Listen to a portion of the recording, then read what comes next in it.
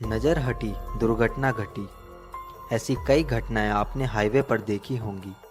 कुछ लोग इस तरह के एक्सीडेंट के पीछे सुपरनेचुरल घटनाओं की बात भी मानते हैं।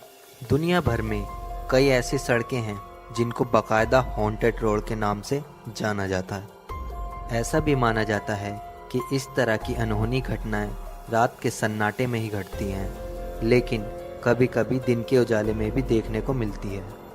ऐसा ही हुआ देश के नेशनल हाईवे नंबर 66 में।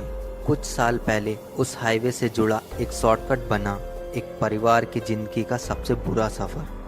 तो आइए चलो देखते हैं। एक परिवार नेशनल हाईवे नंबर 66 पर निकल पड़े अपने पूरी फैमिली के साथ। मम्मी, पापा और भाई बहन और दादाजी पांचों ही गाड़ी में बैठे होते हैं और अंकित के पिताजी गाड़ी चला रहे होते हैं।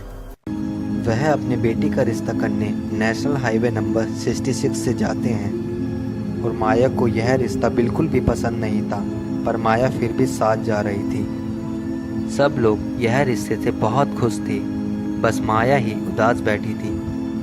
सब उसे बोल रहे थे कि बेटी राहुल बहुत अच्छा लड़का है, पर माया बोलती है वो मुझे पसंद नहीं है। सब लोग दोबारा माया से बोलते हैं बेटी एक बार तो मिलके देख लो, फिर माया गुस्से से उदास होकर बैठ जाती है। माया के पापा गाड़ी चलाते चलाते अचानक से गाड़ी के ब्रेक लगाते हैं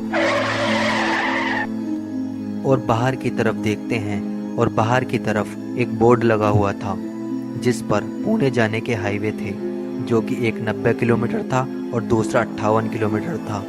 माया के पापा बोलते हैं हमें इस शॉर्टकट से जाना चाहिए, जल्दी पहुंचेंगे, पर उसके दादाजी मना कर देते हैं और बोलते हैं रात बहुत हो चुकी है, इतनी रात को हाईवे पर रहना ही ठीक है। इतने में ही माया का भाई अंकित गाड़ी से बाहर निकल जाता है और बाहर निकलकर ठंडी हवा खाने लगता है। और तभी थोड़ी देर बाद अंकित को अजीब सी आवाज़ सुनाई देती है।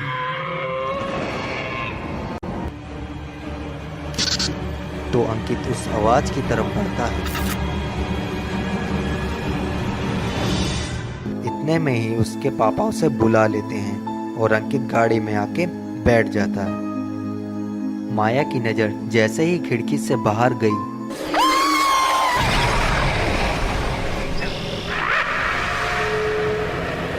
और माया उसे देख के चिल्ला जाती है, क्योंकि वो देखने में बहुत ही डरावनी लग रही थी, मानो जैसे कि कोई चुड़ैल हो।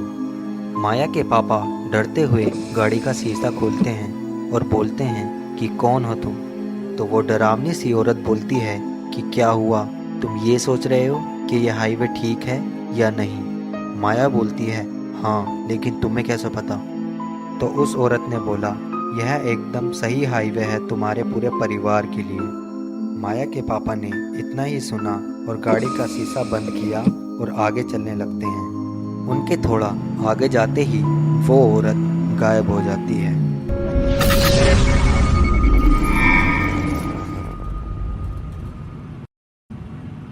पूरा परिवार उस सुनसान हाईवे पर आगे चलता है। पूरे हाईवे पर दूर दूर तक कोई नहीं होता। तभी थोड़ी देर बाद उनकी गाड़ी के सामने एक डरावना सा भूत आकर गायब हो जाता है, जो कि वो सिर्फ दादाजी को ही दिखता है।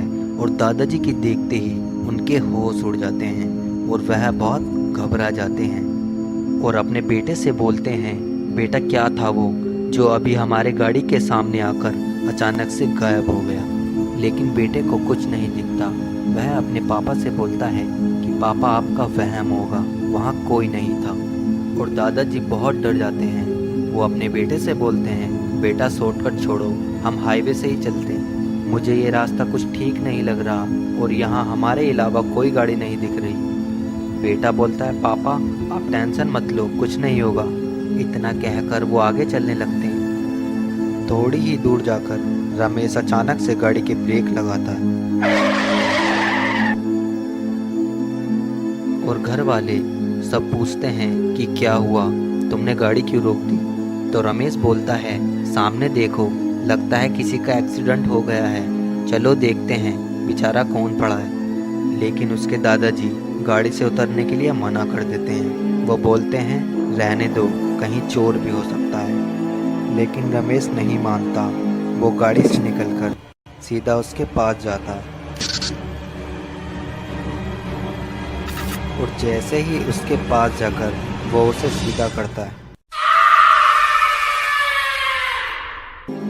वो तेजी से भागकर अपने गाड़ी में बैठकर और बहुत तेजी के साथ आगे बढ़ता है। रमेश सबको बताता है कि वहाँ बहुत ही डरावना सा कोई इंसान था, मानो जैसे कोई भूत हो, और सब लोग बहुत डर जाते हैं।